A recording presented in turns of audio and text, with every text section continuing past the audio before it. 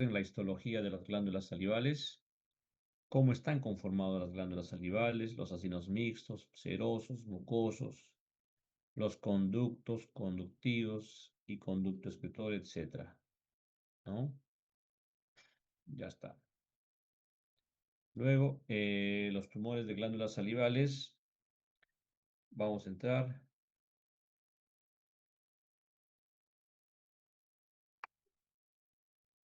Alexis, en un Zoom, te timbro acabando, porfa. Esto es una clase y te llamo. Ya, chao, chao. Dime, ¿hasta qué hora estás despierto? Ah, ya, acaba la clase y te llamo, ¿ya?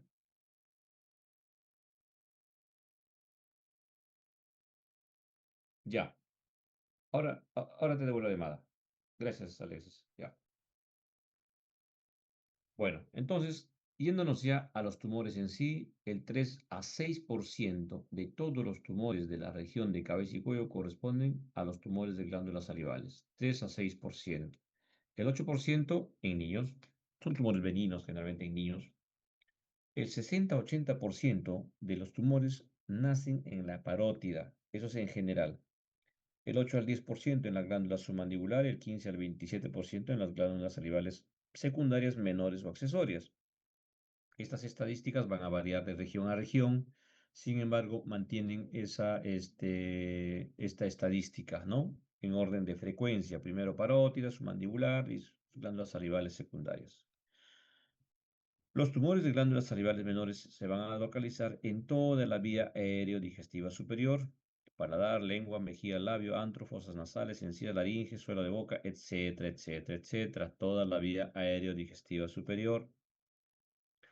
Si nosotros clasificamos a los tumores en glándulas, en tumores benignos y malignos, de los tumores parotídeos, el 75 a 80% corresponde a los tumores benignos, pero el 20% corresponden a tumores parotídeos malignos. O sea, en la parótida, 75 a 80% son benignos y 20% son malignos. En las submandibulares casi similar, 50-50. En las glándulas salivales menores o accesorias, el 20% corresponden a benignos y el 80% a malignos. Es a la inversa de la parótida. Más frecuente malignos que benignos en las glándulas salivales menores. Hay una clasificación de la OMS del 2017 de muchos tumores malignos y benignos de glándulas salivales porque son distintas variaciones histológicas. No las vamos a desarrollar todas estas, vamos a desarrollar las más importantes que ustedes tienen que conocer como, como básico. Los adenomas pleomórficos o tumor mixtos y los tumores de Warthin o cistoadenolinfoma. Estos dos son los más frecuentes, más importantes. Los otros son menos frecuentes, menos importantes. El oncocitoma, el adenoma monomorfo, la adenoma células basales, miopitelioma, etc. Y todos los que hemos visto en la clasificación de la OMS. Los adenomas pleomórficos se caracterizan porque corresponden al 55 a 80% de todos los tumores benignos de glándulas salivales. En la parótida, 70 a 85%. En la submaxilar, 5%. En la sublingual, 0,1%. Y en las glándulas accesorias, el 10%. La localización de las glándulas salivales menores generalmente es el paladar. El paladar es el sitio más frecuente de localización de los tumores de glándulas salivales menores.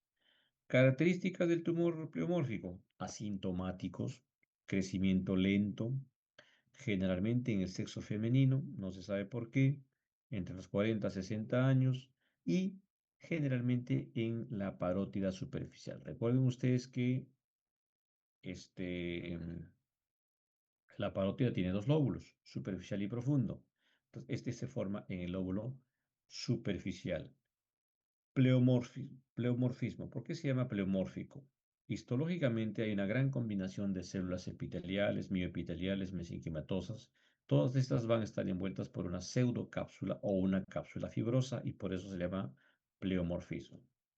El 3 al 5% de estos tumores benignos pueden sufrir transformación maligna en el transcurso de 10 a 20 años si no han sido tratados quirúrgicamente, si no han sido extirpados, pueden malignizarse y se llaman carcinomas mixto maligno o carcinoma exadenoma pleomórfico, resultando ser muy agresivos cuando se malignizan. El otro tumor, el tumor de Warthin o cistoadenolinfoma o, o adenolinfoma. Estos corresponden al 5 al 15% de todos los tumores de glándulas salivales. Es el segundo en orden de frecuencia después del adenoma pleomórfico y generalmente en el 10 a 15% en la parótida. Sin embargo, no se ha visto tumores de Warthin en las submaxilares o sublinguales. Este prácticamente es un tumor de la parótida. Sexo masculino, 55 a 70 años, a cualquier edad se puede presentar.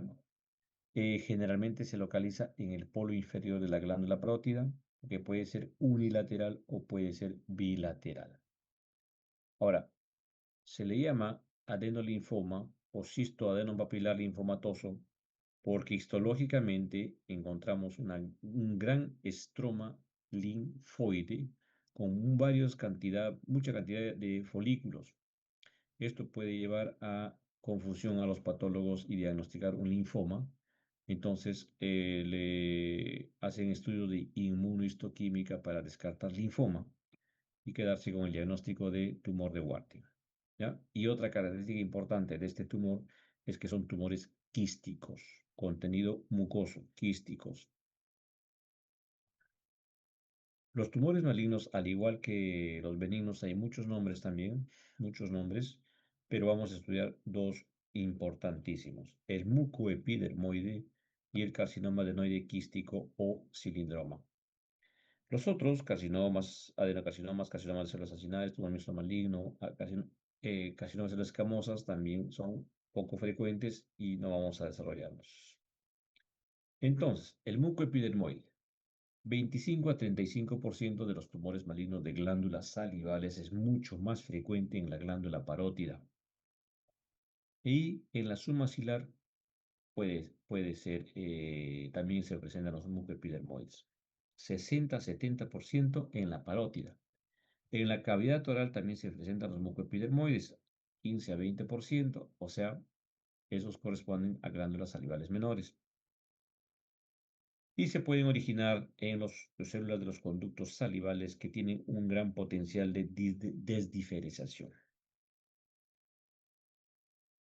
Para nosotros, los cirujanos, y para todos, es muy importante el grado histológico del carcinoma mucoepidermoide.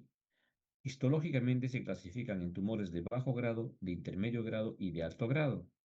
Y estos se van a diferenciar por su grado de agresividad y por el pronóstico de sobrevida. El de alto grado de diferenciación, que es menos frecuente, 25%, son muy invasivos, son muy agresivos, pueden dar metástasis a los grupos regionales del cuello, incluso pueden dar metástasis a distancia en algunos casos. Los de bajo grado de diferenciación, que es el más frecuente, 75%, son los de mejor pronóstico, son los que raramente dan metástasis a grupos regionales del cuello. Entonces, por eso es importante el grado histológico de estos tumores. Ya dijimos, pueden dar metástasis a los diferentes grupos ganglionares regionales del cuello y cuando hay metástasis hay que hacer el tratamiento, no solamente la resección del tumor, sino también de la disección de los grupos ganglionares del cuello. El otro tumor es el carcinoma adenoide quístico, antiguamente se le llamaba cilindroma. Este sí es más frecuente en las glándulas salivales menores. 30 a 70% de los carcinomas adenoidequísticos, carcinoma en las glándulas salivales menores. En las parótidas solo un 2 a 4% y en la submaxilar solo un 15%. Curiosamente es más frecuente en las mujeres en la sexta década de la vida. Y hay dos cosas importantes de este carcinoma adenoide quístico. Su diseminación es a través de los nervios periféricos en forma perineural. Eso se llama neurotropismo. Tiene una gran avidez por los nervios periféricos. Es decir, el tumor invade un nervio periférico y a través de este puede llegar hasta la base del cráneo, incluso hacer invasión intracraneal. y a través de los vasos sanguíneos de forma perivascular y dan metástasis a distancia. Otra característica importante del carcinoma adenoide quístico, su metástasis a distancia por vía hematógena, pulmón, huesos, cerebro. Hay tres tipos histológicos también, el cribiforme, el tubular, el sólido. El cribiforme, que es el de mayor porcentaje, es el menos agresivo, y el tubular, que es el de menor porcentaje, es el más agresivo, muy agresivo. Otra característica importante de estos carcinomas adenoidequísticos es su resistencia. Son muy resistentes a la radioterapia y a la quimioterapia. Entonces, la primera opción en estos pacientes siempre va a ser la cirugía. Si, en los pacientes que no pueden ser operados, que ya el tumor es muy extenso, le dan radioquimioterapia, pero de forma paliativa, solo para prolongar un poquito la supervivencia. Tercer tumor maligno, el adenocarcinoma, 4% de los tumores, muy poco frecuente, cuarta y novena década de la vida. Puede originarse de forma primaria o a partir de un tumor de células basales. El 80% se localiza en la parótida, el 9% en la submandibular, el 11% en las glándulas salivales menores. Este es otro tipo de tumor maligno de glándulas salivales que puede dar metástasis por vía linfática y por vía hemática. Ejemplos de tumores benignos de parótida en este caso, ¿ya? Asintomáticos, no te dan asintomáticos, no dan síntomas, crecimiento local, lento.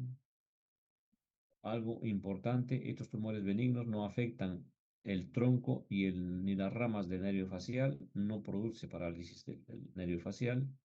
Este es el tumor de Warthin localizado en el polo inferior de la parótida. Por más grandes que sean los tumores, no van a afectar la función de los músculos faciales, y los tumores malignos sí pueden infiltrar el nervio facial y originar una parálisis facial periférica, como en este ejemplo. Crecimiento rápido, muy agresivo son algunos casos, pueden infiltrar la piel, de bordes poco precisos, poco móviles, pueden adherir a los planos profundos. Algunos crecen de forma muy rápida, se adhieren mucho a la piel, como en este caso, y pueden invadir el nervio facial. Algunos son pequeños pero muy agresivos, como este mucoepidermoide que ya está infiltrando la piel, y en este otro caso es un crecimiento difuso, ¿no? Son distintas formas de presentación. Acá, por ejemplo, está infiltrando la piel y acá ha originado pues una parálisis facial, y como podemos ver los signos de parálisis facial, ¿no? La comisura labial desviada, no puede cerrar los ojos y la frente paralizada. Los tumores de la glándula submandibular o submaxilar las características clínicas son muy similares a los tumores benignos de la glándula parótida. La única diferencia es la localización, ¿ya? Clínicamente son similares, crecimiento lento, asintomático, de diferente tamaño, ¿ya? Los tumores de glándulas sublinguales, como en este ejemplo, benignos también, no ulceran la mucosa de la boca. Hay un efecto mecánico en la cavidad oral que les impide comer bien, masticar bien, pero no hay invasión a estructuras importantes. Esquemas para recordar la relación de la submaxilar con la sublingual, ¿no? El conducto de Wharton. La palpación bimanual del tumores de glándula submaxilar y sublingual, una mano intraoral y la otra mano submandibular. Hay quistes de glándula sublingual, como este ejemplo, es un quiste llamado mucocele o denominado comúnmente ránula, ¿ya? Es un mucocele de la glándula sublingual. Mucoceles del labio inferior, muy común en los niños, que a veces remiten espontáneamente o a veces se endurecen con el tiempo y hay que extirparlos quirúrgicamente. Los tumores benignos de paladar, en este caso, no invaden la mucosa que cubre el tumor, Puede adelgazarle el hueso por compresión, pero no lo invade. Otro tumor benigno de paladar que se extiende desde el duro hasta el blando. Y los tumores malignos de paladar, como este adenoide quístico, ocasiona una úlcera. Puede invadir el hueso del paladar, el paladar blando, la arcada dentaria. Este es un mucoepidermoide de paladar. Miren cómo invade y puede comprometer todo el maxilar. Se mete a la fosa nasal, al seno maxilar, a la órbita, etcétera. Son muy agresivos.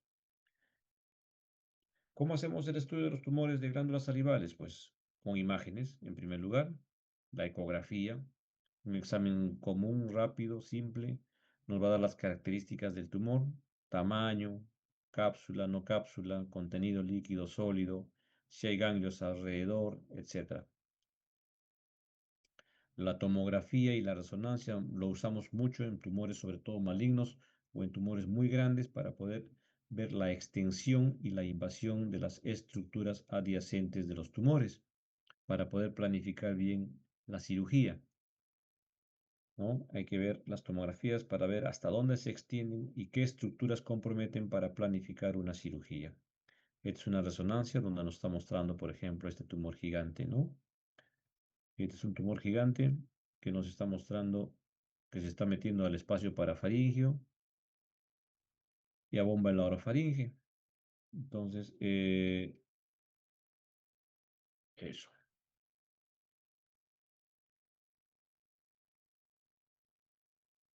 Los triángulos del cuello, esquemático para recordar.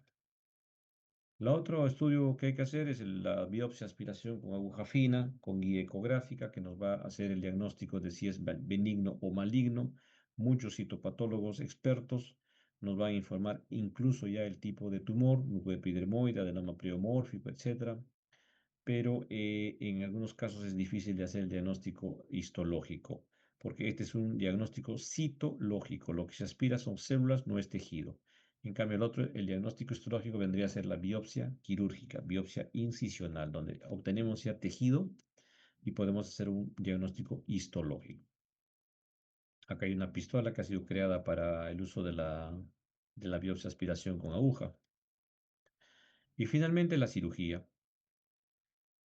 Evaluación clínica, imagenología, biopsia, diagnóstico, cirugía, ¿no? Y para la cirugía tenemos que recordar pues toda la anatomía, toda la topografía de los nervios, ¿no? Todo. El abordaje quirúrgico para un tumor de parótida, pre y retroauricular, tratando de ser estéticos, siempre recordando que tenemos un lóbulo superficial, el nervio facial y sus ramas, y un lóbulo profundo de parótida. Importantísimo. Fotografías del tronco del nervio facial y sus ramas, digamos, sus diferentes formas de presentación. Variedades anatómicas del nervio facial, siempre hay un tronco principal, hay dos ramas principales y sus diferentes ramas que van a inervar a los músculos faciales. Este es un adenoma pleomórfico, visto macroscópicamente. Este es un jovencito que tiene un tumor en infra y retroauricular, que se le pide su tomografía. Ubicamos acá el tumor, que es un tumor del lóbulo profundo de parótida. Hacemos el abordaje, identificamos el nervio facial, lo preservamos, obviamente, para que no quede con secuela de parálisis facial. Retiramos el tumor y luego eh, devolvemos todos sus planos anatómicos y cerramos. Hay casos muy grandes como esta señorita, un tumor de parótida y que se extiende de la región parótida al cuello, es muy grande. Las imágenes nos muestran, por ejemplo, este tumor también gigante. Oh, color. Mm. Bueno, entonces todo este tumor, gigante el tumor, ¿ya? Siempre hacemos el estudio imagenológico en esos casos. El abordaje obviamente va a ser mucho más grande, porque también es un tumor grande, el abordaje es más grande. Entonces identificamos el nervio facial, sus ramas, lo tenemos que preservar sí o sí. Vamos retirando el tumor, va a quedar una gran cavidad en el lugar del tumor. ¿no? Entonces retiramos el tumor y queda una gran cavidad. Este es el adenoma pleomórfico, un tumor benigno, y la señora va a tener ya una concavidad en lugar de un abombamiento. También hay tumores de parótida y niños. Está una niña de 7 años de edad con un tumor de parótida derecha. Es el mismo abordaje que para el adulto. Se identifica el tronco y las ramas del nervio facial, se retira el tumor, es grande y acá tenemos a la niña sin signos de parálisis facial. Los tumores de glándula submaxilar, la incisión es pequeña, finalmente va a depender del tamaño del tumor, también el tamaño de la incisión. Y acá también hay estructuras importantes que tener en cuenta. El nervio hipogloso, el nervio lingual. ¿Ya? Importantísimos. Nervio hipogloso, nervio lingual. En este triángulo de su mandibular. El hipogloso es el octavo par craneal, ¿verdad? En algunos casos que infiltra la piel, como en esta señorita, ya hay que hacer resecciones incluyendo la piel. Entonces, esto va a quedar toda una cavidad, un lecho cruento amplio, y hay que cubrir con colgajos, colgajos de piel regionales. Este es un colgajo del músculo pectoral mayor. Como una isla se traslada con su pedículo vascular y se lleva hasta donde cubriendo el defecto. El defecto te ha quedado con parálisis facial porque ya no puedes cerrar los ojitos. Es una cirugía muy radical. En los carcinomas adenoidequísticos, que son tumores de paladar, de glándulas salivales menores o accesorias, acá tenemos hay que hacer lo que se llama maxilectomías. La maxilectomía va a ser la resección de todo el maxilar y la extensión de la maxilectomía va a depender de la extensión del tumor. Cuanto más grande el tumor, más extenso la maxilectomía. Este es un maxilectomías. Entonces hacemos el abordaje, ¿no? Para hacer una maxilectomía, poder retirar el tumor. Son cirugías muy cruentas que dejan mucho defecto facial, estético, funcional. Acá colocamos un obturador para separar la cavidad nasal de la cavidad del seno maxilar de la cavidad oral. Hoy en día esto se reconstruye con colgajos microvascularizados de peroné con hueso y hay otros colgajos también. Entonces son cirugías muy cruentas para los pacientes, que dejan mucho defecto facial. Encima de eso hay que darles radioterapia complementaria. Un tumor que nace en el paladar puede ascender al seno maxilar, puede ascender al piso de órbita, invadir cráneo. Entonces, en estos casos avanzados, hay que darles radioterapia complementaria a la cirugía. Y en los casos irresecables o que haya metástasis a distancia, hay que adicionar quimioterapia, ¿no? Radioterapia y quimioterapia ya como tratamiento paliativo cuando ya no se pueden operar o cuando hay metástasis a distancia. Eso sería el manejo en general de los tumores de glándulas salivales malignos. Muy bien, jóvenes. ¿Preguntas? ¿Comentarios? ¿Todo está claro?